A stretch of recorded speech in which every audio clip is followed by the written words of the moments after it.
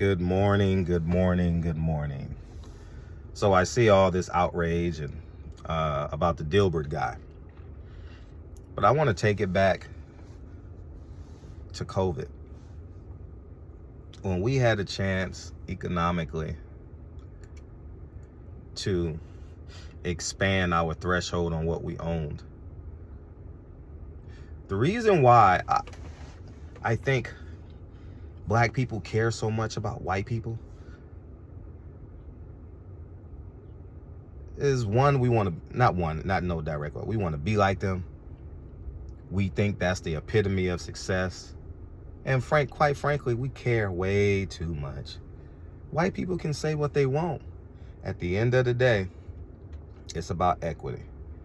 And during COVID, we had a great opportunity to expand our equity portfolio as Black men and women in this society. But you know what we did? We real niggered our way to the airport, landed in Tulum. We real bitched our way to Tulum or wherever we wanted and twerked and money phones to death. And then we went back to our rented apartment and couldn't wait to go back to Tulum again.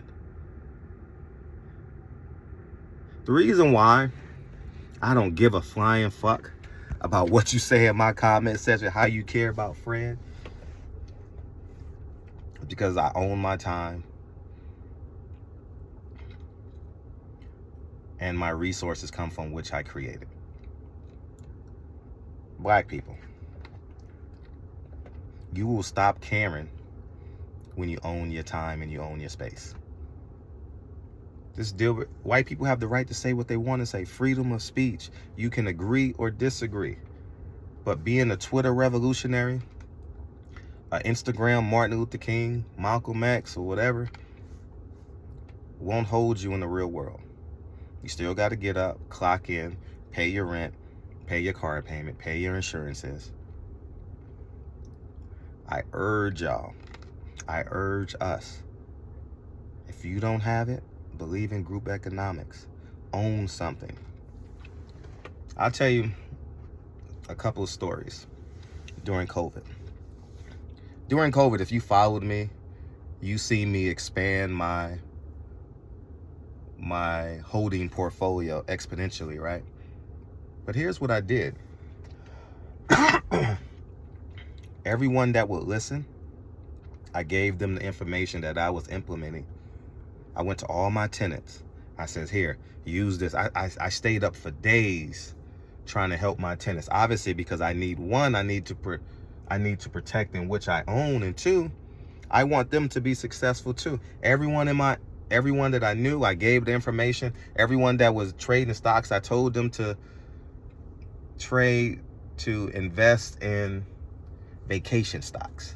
Oh, what are you talking about, Fred? Yeah, they're going to take a dump now because everybody got to stay home. But once the economy open up, boom.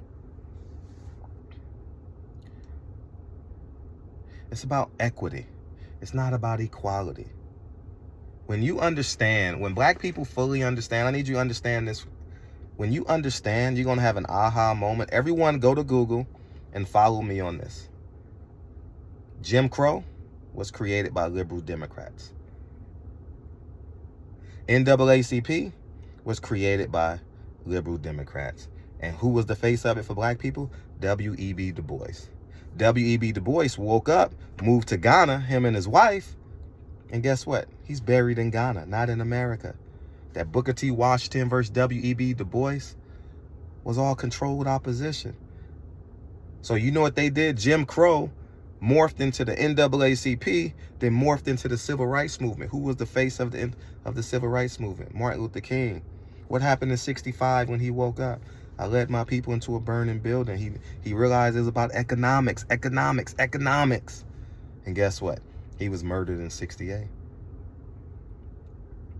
So this whole trajectory of the plight of the Black man and woman in America has literally been controlled opposition. Everyone go Google Jim Crow and how it was created in the 1870s. We didn't like Frederick Douglass. Frederick Douglass was a Republican. It's not about him being a Republican. Booker T. Washington said, Stand up, be a man, build, work, grind. We historically disowned Frederick Douglass because he died married to a white woman. So we disowned everything Frederick Douglass said. And our history books in America has basically buried Booker T if you don't live in the South. I'm only talking to one or two of y'all. I know thousands of people are going to watch this and go in the comment sections. Fred, you're a coon. I will wear that mantle to give you guys the truth. If Martin Luther King was alive today, he would never be a Democrat. If Malcolm X was alive today, he would never be a Democrat. Obviously, Frederick Douglass wouldn't be a Democrat. Obviously, Booker T. Washington wouldn't be a Democrat. So the people you're actually putting on a pedestal doesn't even agree with your political ideologies. Y'all go ahead and have a great day, but I'm going to tell y'all mad at Dilbert. He can say whatever you want. He doesn't. Listen,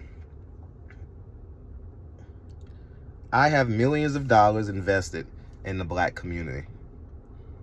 One, because I want to be an asset to my community. I want to create jobs. I want to do this. I want all of that too. But you know who's preventing my property value from going up? Black people.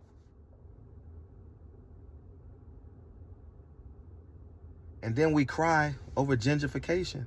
Oh, the white people moving in. You know why? Because you didn't kick those negative black people out to the left of you and to the right of you. You didn't hold that man that was graffitiing your neighborhood. You didn't call the police. No snitching. It's cyclical, man. Own where you eat, sleep, pray, and play. Own where you eat, sleep, pray, and play. Okay? That's the solution.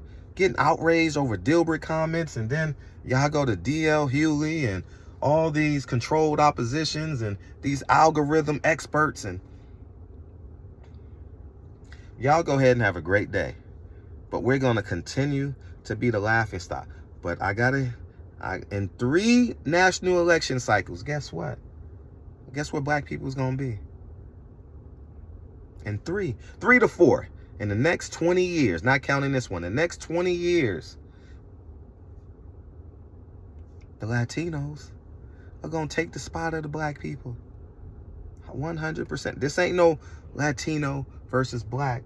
This is about political equity. Political equity. Sovereign nations don't work. Nation of Islam didn't work. None of that shit worked. It's about equity. The reason why I can say fuck you and don't give a fuck about your comment section, because I own where I eat, sleep, pray, and play. Pray and play. That's why. That's why I can emotionally vibrate your physical beings on this internet. Because I don't give a flying fuck. Y'all have a great day. Hold yourselves accountable. That's the key. That $2,000 you spent in Tulum, imagine if you would have invested that in some stock, some $6 stock that's now $18 now. That's 300% return. Barbershop conversations, man. Y'all go ahead and have a great day. Coon Fred is out. But I'm going to tell you one thing. I don't give a fuck what you think of me. I'm just going to tell y'all the truth because I want more people awake, alive, living. Living. It must be alive to live. I'm gone, y'all. Have a great day. Peace.